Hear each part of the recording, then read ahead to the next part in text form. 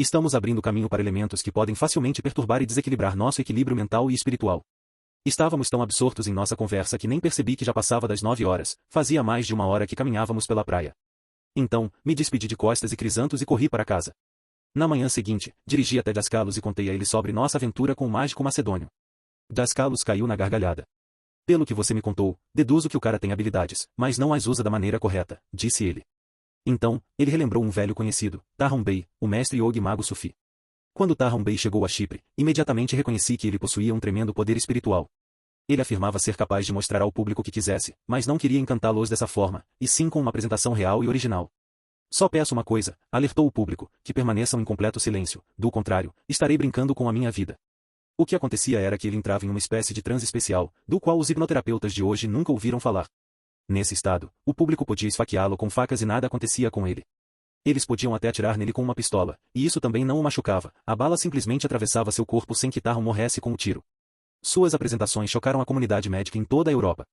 Não importava quantas vezes o esfaqueavam até a morte, assim que as facas eram retiradas de seu corpo, as feridas se curavam sozinhas. Parece inacreditável.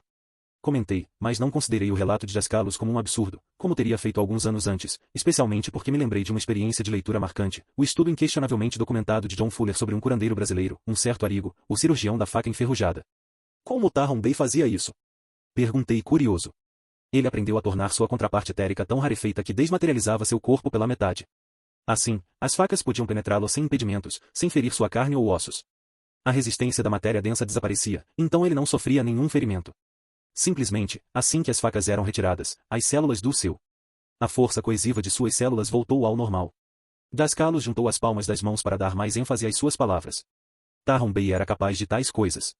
E, como eu disse, ele sempre avisava ao público para ficar em completo silêncio, porque o que ele fazia era muito perigoso. Você também seria capaz de tal façanha? Perguntei a Dascalos, meio brincando.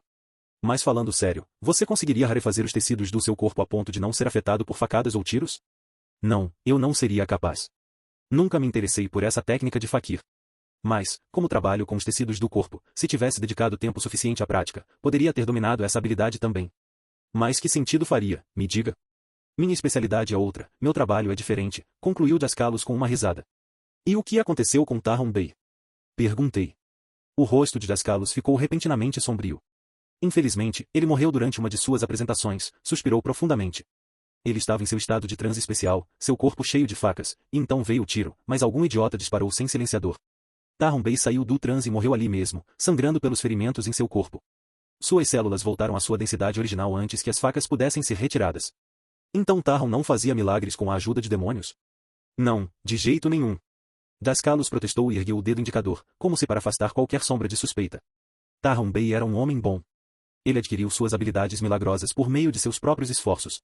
Além disso, sempre existem vários métodos de preparação para atingir um determinado desempenho espiritual. Tive a sorte de vê-lo se apresentar 2 vezes, e o amava e respeitava por suas habilidades. Fiquei muito triste com a notícia de sua morte trágica. Ele era um verdadeiro anjo. Ele trabalhava para educar e aumentar a conscientização com suas apresentações, especialmente a conscientização da comunidade médica, sobre o poder da mente sobre o corpo. Ele serviu ao desenvolvimento do conhecimento e da consciência humana, não buscava dinheiro ou fama. Mas voltando ao mágico de ontem e sua apresentação em Limassol, ele chamou minha atenção para uma área da magia que eu desconhecia, acrescentou Dascalos maliciosamente. O quê? Até agora eu pensava que só existia magia branca e negra. Mas esse cara mostrou que também existe magia loira. Dascalos explodiu em uma gargalhada alta, e eu não pude deixar de me juntar a ele. Quando finalmente nos acalmamos, contei a Dascalos que o mago loiro afirmava meditar antes de suas apresentações e usar seu magnetismo para envolver o público. Talvez seja esse o método que ele usa para fazer o público ver coisas que na verdade não acontecem, respondeu Dascalos. Como? O ser humano é capaz de expandir sua aura e, com uma capacidade de visualização suficientemente forte, fazer com que qualquer pessoa veja como um fato objetivo aquilo que ele cria em sua mente e projeta em forma elemental. Podemos chamar isso de um tipo de ilusão. Mas isso exige poderes mentais incríveis. Com certeza. Esses fenômenos apenas corroboram o que ensinamos sobre a natureza da consciência, mas você tem razão, é inútil desperdiçar essas habilidades com coisas tão triviais. Qual o sentido de usar a supersubstância da consciência para enganar uma plateia boquiaberta? Seria muito mais sábio se ele curasse, em vez de fazer o público pensar que está lavando seus intestinos em uma tigela. Como ele poderia curar com suas habilidades? Ele poderia, por exemplo, dissolver um tumor cancerígeno. Ele tem capacidade de visualização forte o suficiente para que, se criasse em sua mente a imagem do tumor regredindo, ele pudesse plantar essa imagem na mente do paciente. Eu te digo, funcionária. Às vezes, a autossugestão faz maravilhas. Se o paciente tivesse força suficiente para visualizar seu tumor desaparecendo, ele realmente desapareceria. E, em vez disso, o mago loiro desperdiça seu talento na indústria do entretenimento para ganhar muito dinheiro. Que perda de tempo e energia! É claro que devo acrescentar, continuou Dascalos após um momento de reflexão, que a autossugestão não é exatamente um método de cura tradicional, então nós, como buscadores da verdade, tentamos evitá-la. Por que ela não é considerada tradicional? Perguntei. A autossugestão também pode ser perigosa quando usada para a cura. Ela não leva em conta a vontade humana, o que? Isso é realmente desejável. O paciente se coloca regularmente em uma espécie de transe semi-hipnótico, onde sua vontade desempenha um papel muito pequeno, se é que desempenha algum. E daí, quem se importa com isso se o paciente for curado? Eu ainda prefiro o método de persuasão à sugestão. É claro que às vezes eu também uso a sugestão, mas sempre que possível, tento recorrer à persuasão pessoal. Qual é a diferença entre os dois na cura? A persuasão se baseia na força de vontade da outra pessoa. Não é o caso da sugestão. Quando um paciente me procura e eu digo, veja, o problema está aqui e aqui, toco na área afetada e digo a ele que agora, digamos, estou dissolvendo um tumor em seu corpo, então eu conscientemente envolvo o paciente em seu próprio processo de cura. Eu não faria isso se o paciente não quisesse conscientemente a cura, então haveria o risco de que, assim que ele se afastasse de mim, seus sintomas retornassem e sua doença eventualmente reaparecesse, mas se eu conseguir convencê-lo, sua fé aumentará e ele realmente se curará. Para mim, isso também soa como sugestão ou autossugestão, contestei. Não, isso é persuasão. Uma pessoa não pode forçar a fé nos outros, entende? Dascalos, vendo minha perplexidade, começou uma longa explicação. Bem, vamos esclarecer isso. Digamos que temos um marido bárbaro que espanca sua esposa. Um método de tratamento seria criar um elemental para ele com a seguinte mensagem, e não é legal machucar sua esposa, é um ato cruel e egoísta, pare com isso. Isso seria a sugestão, quer o marido saiba disso ou não. Mas essa não seria a solução mais eficaz, pois a pessoa não está voluntariamente envolvida na mudança. Pode até acontecer que ele se sinta tão culpado que cometa suicídio. Então, qual seria a melhor solução neste caso? Já vou chegar lá. Se a persuasão comum, o aconselhamento, não funcionar, eu faria o seguinte. Eu sairia do meu corpo, projetaria um elemental e entraria no corpo do marido. Eu me fundiria com ele, me tornaria ele, e em pensamento, desta vez como ele, ou seja, não como uma personalidade separada, eu diria, eu nunca mais me comportarei tão brutalmente com minha esposa, por isso e por aquilo. Então, sairia dele e voltaria para o meu próprio corpo. Assim, o marido não perceberia que o pensamento, seu próprio pensamento, não se originou dele e agiria de acordo na prática. A essência do método, como você pode ver, é que ele não provoca uma reação negativa. Caso contrário, se você impusesse algo sugestivamente ao eu do outro sem se tornar conscientemente um com ele, a pessoa experimentaria a sugestão como uma compulsão, não tendo outra opção. Você já entende o que acontece em cada caso? Sinto que o que você chamou de persuasão tem um efeito ainda mais coercitivo sobre a pessoa do que a sugestão. Não, vejo que você ainda não entendeu completamente. Os ajudantes invisíveis mais avançados trabalham com este método dia e noite. Eles despertam a força de vontade da pessoa. A necessidade de mudança surge de dentro, não por influência externa. A pessoa decide por si mesma, não age sob compulsão externa.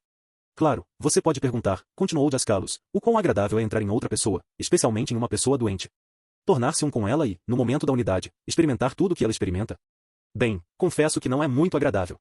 Dascalos suspirou e bateu significativamente no meu joelho. Mas o que podemos fazer?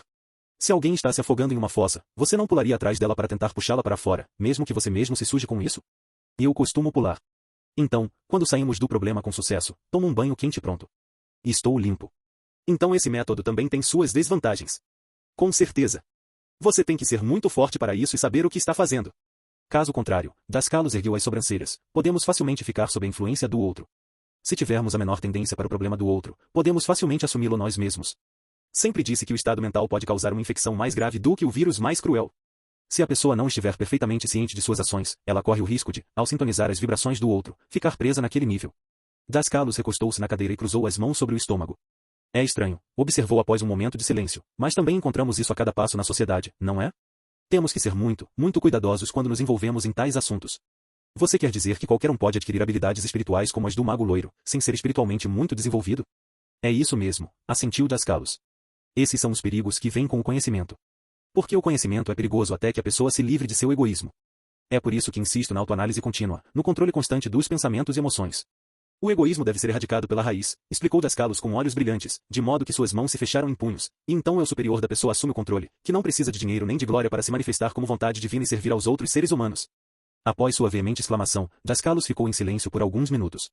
Então, de repente, ele se inclinou para frente em sua cadeira e, fixando seu olhar penetrante em mim, perguntou em voz baixa, você não acha que é hora de tomarmos um café? Rindo, fui para a cozinha preparar 2 doses de café turco. Veja só, até Dascalos tem um ponto fraco. É verdade que ele me pediu para fazer o dele fraco, porque seu médico lhe prescreveu uma redução rigorosa na ingestão de cafeína. Um pouco mais tarde, enquanto apreciávamos nosso café preto, Dascalos relembrou suas experiências de juventude com os mágicos que visitavam a ilha. Lembro-me daquele hipnotizador que meu pai convidou para jantar em nossa casa. Eu tinha pouco mais de 10 anos na época. Vários convidados chegaram ao mesmo tempo, e o mágico queria mostrar suas habilidades para eles. Ele me perguntou se eu me candidataria ao papel, ou seja, se ele poderia me hipnotizar. Eu concordei. Então ele pegou um pêndulo, e eu fingi que estava sendo hipnotizado, mas na verdade, em silêncio, projetei os elementais da hipnose nele. Ele adormeceu em um piscar de olhos. Então fui para a cozinha e voltei com uma grande cebola. Entreguei a ele e disse que era uma maçã deliciosa. Ele comeu tudo alegremente. Quando ele voltou a si, não se lembrava de nada do que havia acontecido, e novamente estendeu a mão para o pêndulo para continuar me hipnotizando. Todos na sala caíram na gargalhada, Dascalos terminou a história, e seu corpo também tremeu de tanto rir, balançando a cabeça. Nossa conversa animada foi subitamente interrompida. Ouvimos o som de passos se aproximando na varanda e alguém bateu na porta da frente. Acenei com a cabeça para Dascalos, para que ele ficasse, e fui abrir a porta para o visitante. Uma mulher loira muito atraente, de uns 30 e poucos anos, estava parada na minha frente, em inglês hesitante, perguntou se Dascalos estava em casa. Convidei-a a entrar e, enquanto ela se sentava no corredor, ela explicou brevemente seu problema. Descobriu-se que ela era uma artista norueguesa que havia se casado com um grego cipriota com quem eles se estabeleceram em Pafos. Após uma breve hesitação, quando sua tensão inicial começou a diminuir, ela deixou escapar que foram seus amigos que a persuadiram a procurar Dascalos, que certamente poderia fornecer informações sobre o paradeiro de seu cachorro perdido. Tentei manter a calma e forcei uma expressão séria no meu rosto ao entrar na outra sala para transmitir o pedido incomum a Dascalos. Ele caminhou comigo até o corredor. Querida, ele se virou para a mulher e torceu as mãos, eu não costumo lidar com essas coisas. Não é realmente minha área de especialização. Mas se você quiser, eu posso consertar seu ombro. Os olhos da norueguesa se arregalaram e seu corpo ficou tenso por um momento quando ela percebeu que esse estranho havia reconhecido em um instante a doença crônica em seu ombro direito, que ela havia tratado em vão até agora. Ela gaguejou algo sem jeito, que ela não sabia, ela não conhecia Dascalos de verdade, ela só tinha sido informada de que ele podia encontrar coisas perdidas, como cachorros. Encorajada pelo meu olhar encorajador, ela finalmente criou coragem e seguiu Dascalos até a sala de estar. Tire sua blusa, disse Dascalos casualmente, gesticulando para o nada com as mãos. A mulher olhou para mim com olhos desesperados, sem saber o que fazer. Mas eu não tenho nada por baixo. Ela sussurrou timidamente para mim. Assegurei-lhe que isso não era problema e saí apressadamente da sala. Quando fechei a porta atrás de mim, ainda estava lutando para conter o riso que estava prestes a explodir. 20 minutos se passaram antes que Dascalos abrisse a porta da sala novamente e saísse triunfantemente da sala. Abençoado seja este momento, ele disse com um largo sorriso no rosto. A mulher norueguesa o seguiu, mas seu rosto ainda refletia confusão, ela mesma não entendia o que havia acontecido com ela agora. Ela moveu o braço para cima e para baixo, girou o ombro e, aparentemente, mal podia acreditar em sua cura. Como ela disse, ela não era capaz de fazer esses movimentos há anos. Ela agradeceu. Como ela disse, ela não era capaz de fazer esses movimentos há anos. Ela agradeceu a Dascalos e saiu apressadamente. Dascalos apenas riu e balançou a cabeça enquanto contava a história. O Espírito Santo guia as pessoas por caminhos estranhos. Algumas pessoas vêm aqui cheias de desejo de serem curadas, cheias de fé e esperança, mas nada acontece. Essa mulher simplesmente entra aqui procurando por seu cachorro e é imediatamente curada. E como você explica isso? Perguntei curioso. Pergunte a Deus, Dascalos respondeu, dando de ombros inocentemente. Talvez seja o momento de despertar na vida dessa mulher. Talvez essa experiência levante certas questões nela e a coloque no caminho do conhecimento, no caminho da busca da verdade. Quem me dera eu também pudesse curar os doentes como você, suspirei, surpreso com a seriedade das minhas palavras. Kiriako, disse Dascalos deliberadamente, para enfatizar, agarrou meus 2 braços. O importante na vida não é estendermos a mão para todos e curá-los, mas ajudar as pessoas a desenvolver sua consciência. Essa é a nossa verdadeira missão. Se houver permissão para a cura aqui, no plano material grosseiro, ela acontecerá mais cedo ou mais tarde por si só. Sem nossa intervenção, pode levar mais tempo, mas, em última análise, é o Espírito Santo quem realiza o milagre, não nós mesmos. O que podemos fazer é ajudar a tirar as pessoas de seu estado de indiferença e fazê-las perceber que, a partir de agora, elas devem embarcar conscientemente na jornada de autodescoberta. Afinal, todo ser humano nasceu neste mundo, no mundo da polaridade, para iniciar seus estudos aqui. Portanto, nossa missão como buscadores da verdade é ajudar a nós mesmos e aos outros a despertar do estupor da ignorância e da indiferença. Por um momento, senti um desejo quase irresistível de chorar. As palavras de Dascalos tocaram meu coração profundamente. Como escritor e por causa da minha profissão, como alguém envolvido no assunto, de repente senti um senso incomparável de propósito fluindo através de mim. Quando voltamos para a sala de estar e nos acomodamos novamente, Dascalos continuou de onde havia parado antes da chegada de seu visitante, relembrando suas memórias de juventude cheias de mágicos e excêntricos. Naquela época, havia um famoso médium alemão, um certo Hansa, que se apresentava no antigo teatro mágico de Nicósia. Se não me engano mais tarde, Hitler o executou porque ele se recusou a cooperar com os nazistas. Bem, meu pai me levou com ele uma vez, então eu mesmo pude testemunhar sua magia. Estávamos sentados na segunda fila. Hansa me escolheu, ele disse, por causa da minha aura, e perguntou se eu gostaria de participar de um dos números. Embora meu pai não gostasse muito da ideia, eu fiquei feliz em fazer isso. No palco, o médium alemão me entregou uma joia de ouro, que ele havia pedido a um membro da plateia, e me disse para tentar sentir o objeto com a palma da minha mão. Então ele tirou o colar de mim e o encantou em uma árvore em um olival a 7 ou 8 quilômetros de Nicósia, perto de Crisospiliotiça, perto do santuário da caverna dedicado à Virgem Santa. Eu não tinha ideia de onde estava o colar, para onde Hanson o havia movido. Então ele vendou meus olhos e entramos em um táxi com um espectador neutro que deveria testemunhar que não havia trapaça. E o que aconteceu? De olhos vendados, dirigi o taxista até o local exato onde a joia estava escondida. Não admira, então, eu comecei a rir, que todo mundo procure quando seu cachorrinho se perder.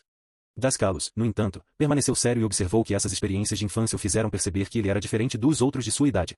Apontei que a história que ele tinha acabado de contar também me lembrou de um experimento realizado por dois físicos americanos, Russell Targ e Harold Puthoff, e eles verificaram as habilidades especiais de alguns médios em condições controladas. Eles também escreveram um livro com base em seus resultados, intitulado Mind Reach e Scientists Look at Psychic Abilities. Em resposta, Das Calos repetiu o que ele havia me dito tantas vezes antes, ou seja, que ele havia passado do ponto de pesquisar os antecedentes de fenômenos espirituais ou procurar objetos perdidos, como ele fazia quando criança. Seu mestre, o padre Johanna, mostrou-lhe claramente o que fazer, além de curar seus semelhantes, ele não deveria desperdiçar suas habilidades em mais nada. Nossa conversa com Das Calos foi interrompida por outra batida na porta. Seu desejo de que sua casa estivesse aberta a qualquer hora do dia ou da noite, todos os dias do ano, para aqueles que precisavam de sua ajuda estava começando a se tornar cada vez mais impraticável à medida que sua popularidade se espalhava rapidamente. No entanto, Das Calos recebeu a família indiana que acabava de chegar com entusiasmo. Eles se cumprimentaram com sorrisos largos e habitual reverência hindu, enquanto ele os conduzia para a sala de estar. A julgar por seu humor jovial e o comportamento dos visitantes, deduzi que não era sua primeira visita a Das Calos. Então me lembrei de que Costas havia mencionado anteriormente que havia uma família indiana que visitava Das Calos de vez em quando para aconselhamento espiritual. Como ele disse, foi Das Calos quem os fez entender na época que a evolução não vai da forma de vida animal para a humana, e muito menos o contrário é verdadeiro, mesmo que algumas seitas orientais erroneamente propaguem isso. Das Calos conseguiu convencê-los com argumentos de bom senso de que, se a radiação de um monge sagrado passa pela ideia do homem, então o ser resultante, como uma forma arquetípica única, embarca no caminho evolutivo mais adequado para ele. Portanto, é inconcebível que um ser humano pudesse ter evoluído de um animal, assim como é impossível que um ser humano pudesse ter uma forma animal, criada pelo Espírito Santo. Hashtag tradução para português brasileiro. Mergulhe de volta em um estado de ser supervisionado e governado. Quando discuti o assunto com Costas na época, mencionei que Sócrates ensinava de forma diferente sobre isso. De acordo com um dos diálogos que nos restaram, o antigo sábio grego argumentou que é razoável supor que o homem bom e justo renascerá como humano em sua próxima encarnação, enquanto o mau e injusto será forçado a entrar no corpo de um animal da próxima vez, como uma espécie de punição divina por se desviar do caminho que lhe foi designado. Costas descartou o assunto com um dar de ombros e declarou com perfeita confiança que, embora Sócrates fosse um grande professor, ele provavelmente não tinha visto as profundezas dos mistérios, e daí sua conclusão errônea. Das Calos apresentou seus convidados. O pai era um homem falante de 50 e poucos anos, com saúde radiante, que trabalhava na embaixada da Índia. Sua esposa de meia idade, vestida com trajes tradicionais, também não era do tipo tímido. Nenhum deles era muito alto, e as pernas roliças da esposa espreitavam por baixo do sari.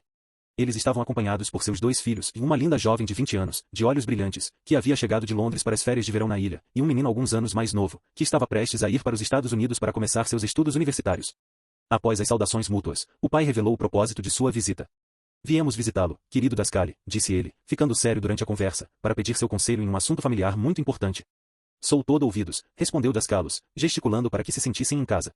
Nos acomodamos, eles me permitiram ficar também, e os visitantes começaram a contar sua história. Sua filha mais velha, que estudava na América e estava se preparando para seus exames finais em uma faculdade de comércio, foi pedida em casamento por um engenheiro indiano bem-sucedido e rico que havia se estabelecido nos Estados Unidos.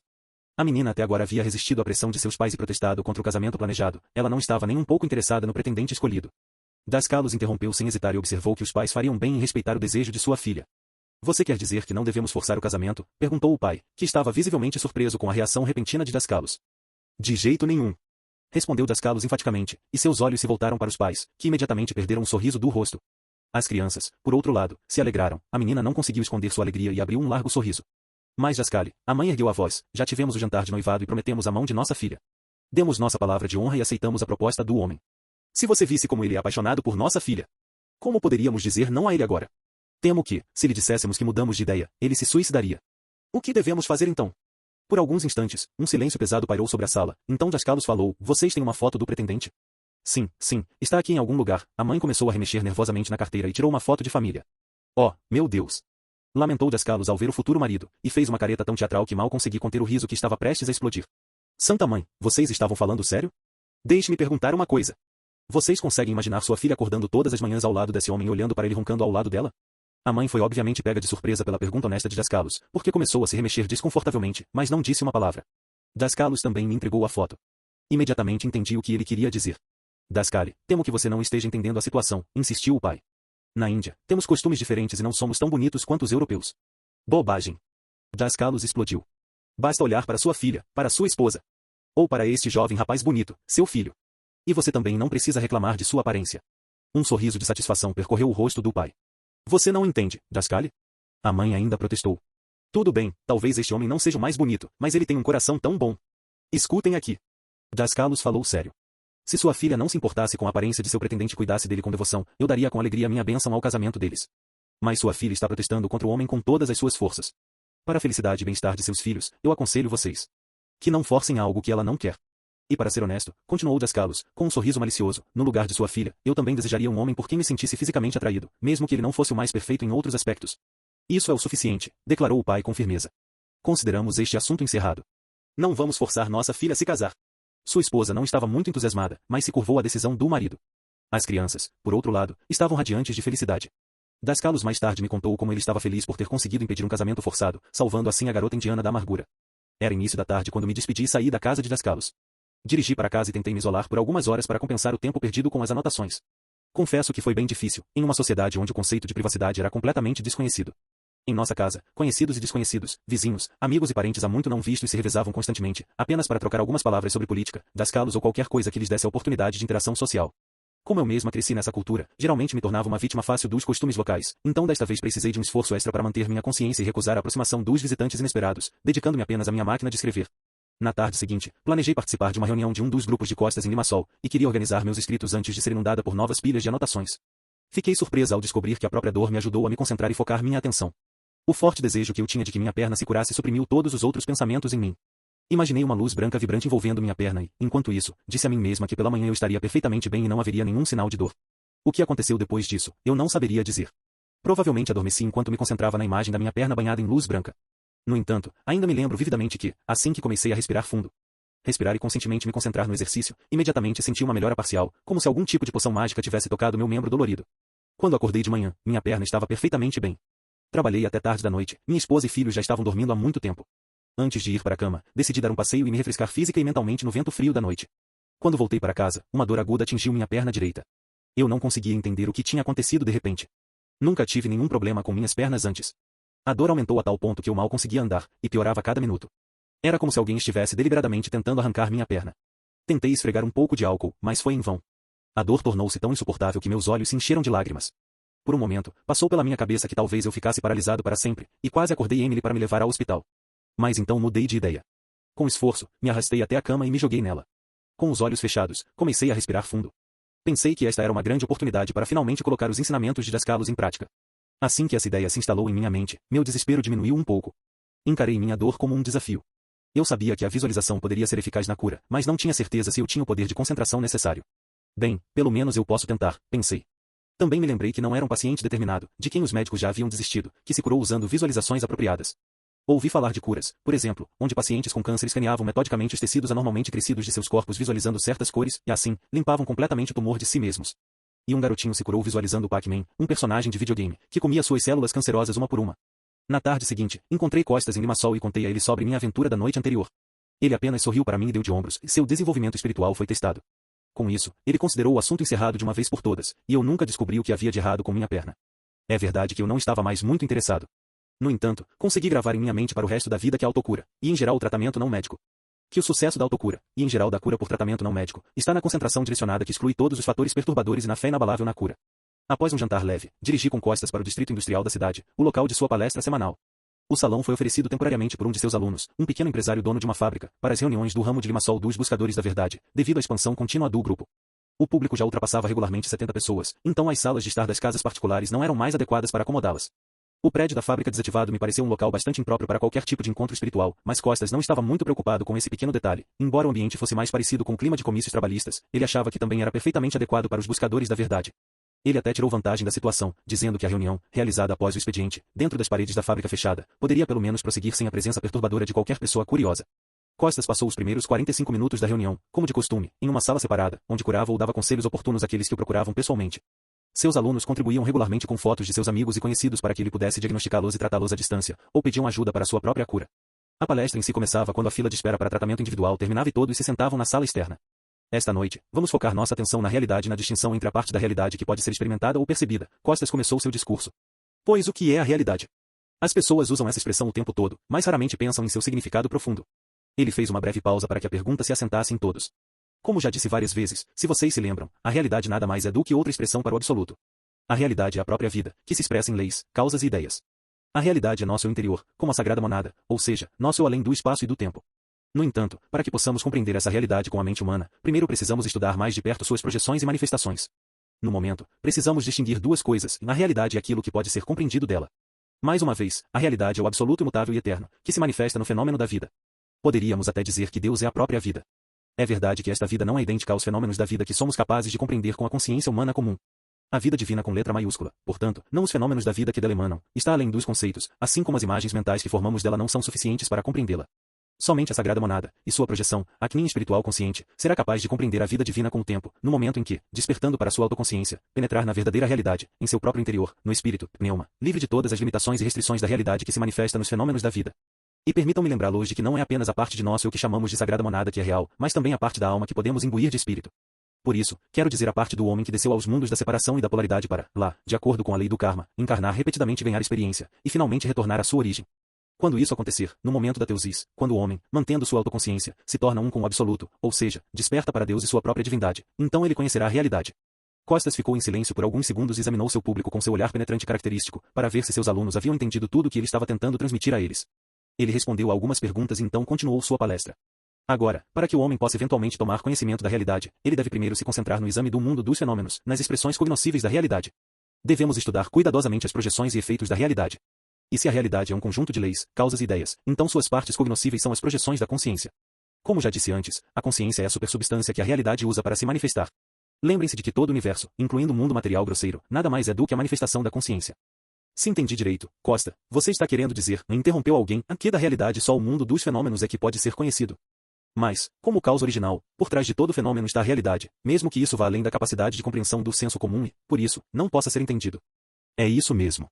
Mas não se esqueçam de que o absoluto como realidade está além de suas formas de manifestação, das causas, das leis e das ideias. Deus medita continuamente no eterno presente, enquanto isso, expressa a si mesmo em forma de causas, leis e ideias. Na verdade, não temos palavras adequadas para descrever este estado de ser divino. Não poderíamos dizer, sugeriu Andros, um arquiteto na casa dos 30, que este estado corresponde a uma espécie de sonho divino. Não. Do ponto de vista da realidade, esta afirmação equivaleria a uma blasfêmia. Protestou Costas com veemência, para logo em seguida sorrir da sua própria indignação repentina. É verdade que certas escolas orientais ensinaram algo parecido, que Deus, mergulhado em meditação, sonhando em si mesmo, cria dinamicamente, projetos diferentes universos através do Logos. Mas pensem bem, um Deus sonhador? E franziu as sobrancelhas com uma ironia indisfarçável na voz. Como buscadores da verdade, sabemos que durante o sonho o homem extrai do subconsciente, das memórias, bases já existentes, incluindo as registradas na memória cósmica, e as combina de uma certa maneira. Isso é que chamamos de sonho. Mas isso não é de forma alguma equivalente ao estado de ser em que direcionamos conscientemente nossa atenção para algo e, através do poder da consciência, meditamos sobre essa coisa, criando imagens mentais. Isso já não pode ser chamado de sonho, eu preferiria chamar de trabalho consciente, positivo e proposital. Se refletirmos um pouco sobre a natureza desses dois estados, imediatamente percebemos que o absoluto, que existe em si mesmo, não pode sonhar. Muito pelo contrário, ele projeta a si mesmo e, com uma meditação planejada e superconsciente, cria mundos, se quiserem, podemos chamar isso de pensamento divino. E há ainda um erro típico que muitos cometem quando tentam tirar conclusões sobre a natureza de Deus, observou Costas para seu público atento. Eles assumem que a causa de todas as coisas é um Deus imóvel. Mas Deus está por trás de todas as causas. Na verdade, é a sua vontade divina que se torna a causa. Deus em si não é uma das causas. Por enquanto, eu aconselharia principalmente que não tentássemos apresentar argumentos compreensíveis para nossa mente material, atribuir conceitos ao absoluto. Seria uma tentativa tão infrutífera quanto tentar criar imagens mentais ou meditar para descobrir como realmente é nosso interior como Santa Monada. Ok, mas o que devemos entender então por absoluto e Santa Monada? Perguntou alguém, um tanto confuso, com voz agitada. Imaginem que tanto o absoluto quanto vocês mesmos são santas monadas. Não queiram explicar a realidade com palavras, encerrá-la em conceitos humanos. Já mencionei várias vezes que, por meio de seu modo de pensar divino, o absoluto tem o poder de criar a consciência, aquela supersubstância com a qual e através da qual ele então cria os universos. O absoluto cria. Vamos examinar esta expressão. É possível criar durante o sonho? Ou a criação é antes o produto do pensamento e da meditação divinos, que se realiza como resultado da vontade, poder e sabedoria divinos? Podemos observar que, na Terra, os indivíduos chamados de homens, com seu pensamento limitado, são capazes de criar coisas maravilhosas. Ao mesmo tempo, como poderíamos comparar a inteligência humana com a imaginação criadora do absoluto? Mesmo assim, a humanidade já criou uma série de invenções engenhosas. Surge então a pergunta, pode acontecer de o efeito ser maior do que a causa que o provocou? É possível que essa criatura chamada homem, que cria coisas maravilhosas, exista como resultado de uma causa menor do que ela mesma? Costa se calou, deixou que cada um refletisse sobre o que havia sido dito e então retomou a palavra. Consideremos como verdade fundamental o seguinte: a causa de algo nunca pode ser menor ou mais fraca do que o próprio efeito. Vamos ouvir nossa razão. A humanidade está separada por apenas um único dia cósmico daquele período inicial em que ainda vivia como homem primitivo em cavernas e corria com um porrete na mão atrás de animais selvagens ou fugindo deles. Em termos de desenvolvimento, a humanidade ainda está em um estado de recém-nascido até hoje. Ao mesmo tempo, como seres espirituais, e não como personalidades presentes intoxicadas, os homens com o tempo certamente amadurecerão para expressar sua própria autoconsciência divina em todas as esferas da criação, desde o plano da existência material, através dos mundos astrais, até as regiões mentais. Como será então a humanidade daqui a séculos ou milênios? Alguém perguntou. Costas respondeu que as pessoas se relacionarão cada vez mais conscientemente com os fenômenos do mundo, até que sua esfera de consciência se amplie tanto que elas despertarão para sua própria divindade. Depois disso, ele voltou ao seu tema original para desenvolver ainda mais a relação entre a realidade e os fenômenos cognoscíveis. A humanidade de hoje, incluindo a maioria dos cientistas, estuda fenômenos que eles presumem serem o resultado do acaso. Isso é incrível. No entanto, os fenômenos são expressões da realidade mais profunda por trás deles, mas os pesquisadores não têm intenção de penetrar nessa realidade. Mas um dia chegará o momento em que as pessoas despertarão para a realidade. Até lá, todos nós vivemos nossas vidas nos mundos da experiência, no plano material grosseiro, na superfície do planeta. Através de um estudo aprofundado de nossa situação, os grandes místicos perceberam há séculos que o mundo cognoscível é o produto do tempo e do espaço, ou seja, de fenômenos que não existem na realidade absoluta. Ao mesmo tempo, tanto o tempo quanto o espaço são expressões de uma realidade que podemos chamar de eterno presente. Segue-se que nossos conceitos de passado, presente e futuro, ou seja, a sequência de eventos que se sucedem no tempo e no espaço, podem na verdade ser considerados como uma projeção cognoscível da realidade. Essas verdades estão apenas começando a ser reconhecidas por muito poucos cientistas hoje. Costas continuou a desenvolver o significado do tempo e do espaço, e ele afirmou que eles são estados subjetivos, ou seja, cada pessoa os percebe de forma diferente. Não pude deixar de interromper, observei que essa ideia não é nova e é um fato bem conhecido na literatura antropológica que a percepção do tempo e do espaço pela humanidade varia de cultura para cultura. Ótimo, reagiu Costas. Mas ainda assim, por trás do mundo cognoscível, como fonte, está a própria realidade, que é tradução do texto. O conceito de espaço nos permite diferentes interpretações e compreensões. Onde quero chegar? À medida que a pessoa avança no caminho espiritual e começa a viver mais conscientemente nos mundos astrais, de repente percebe que a distinção entre a realidade e sua projeção cognoscível é mais ou menos necessária lá como é no plano material grosseiro. Os mundos superiores também fazem parte do mundo cognoscível. Tanto os mundos astrais quanto os mentais são produtos da mesma realidade profunda que está além da compreensão conceitual, a mesma realidade profunda que nos permite conhecer o mundo material grosseiro. Na verdade, não existem 2, 3 ou 4 mundos. Na realidade, existe apenas um mundo, com um único centro, mas com diferentes modos de expressão e manifestação. Como Cristo disse, na casa de meu Pai há muitas moradas. João 14h02. Vale a pena refletir sobre esta afirmação. Se os mundos superiores também fazem parte do mundo cognoscível, e não a própria realidade, então qual é a diferença entre cognoscibilidade física e espiritual? Perguntou alguém da multidão. Boa pergunta. Costas assentiu. Claro que existem diferenças. No mundo material grosseiro, somos capazes de perceber imagens mentais através de nossos 5 sentidos, na forma de impressões, de fora de nosso corpo físico. Essas impressões que vêm de fora são então interpretadas com a ajuda da luz astral e mental, ou seja, as impressões externas que entram em nosso corpo, por meio da luz material grosseira, fazem vibrar nossos corpos astral e mental. Agora, em termos de sua forma de manifestação, tanto a luz astral quanto a mental são muito mais intensas e completas do que a luz do mundo material grosseiro. Quando o homem, como personalidade dotada de autoconsciência, toma conhecimento de um objeto ou região geográfica através da luz material grosseira, o tempo e o espaço funcionam como fatores decisivos em seu conhecimento. Como já expliquei, o tempo e o espaço como impressões são de importância central em nosso universo material.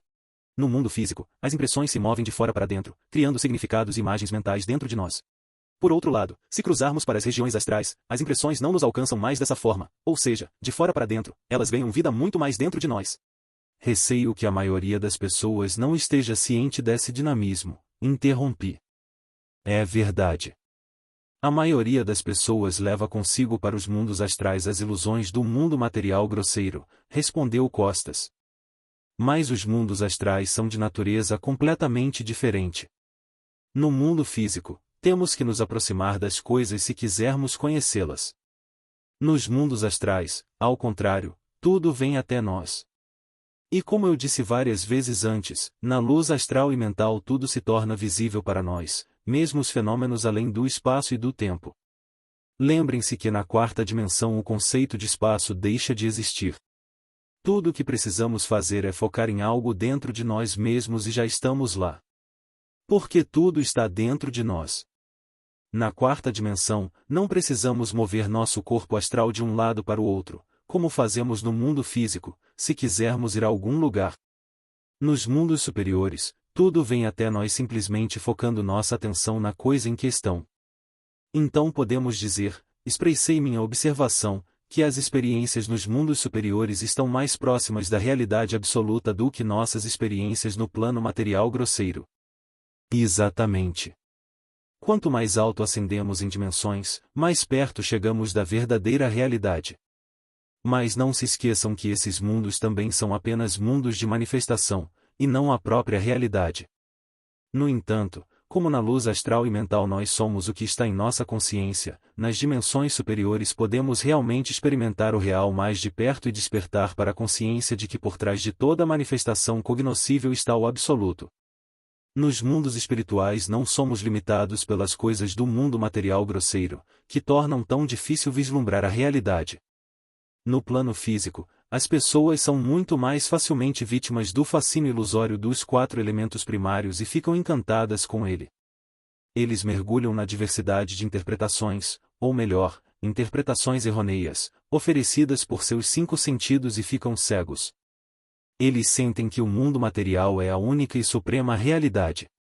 Eles veem, tocam, sentem isso como sólido, e de tudo isso concluem que esta é a realidade. Mas na verdade eles estão errados. O que eles acreditam ser real é apenas a parte cognoscível da realidade absoluta, sua manifestação transitória e em constante mudança.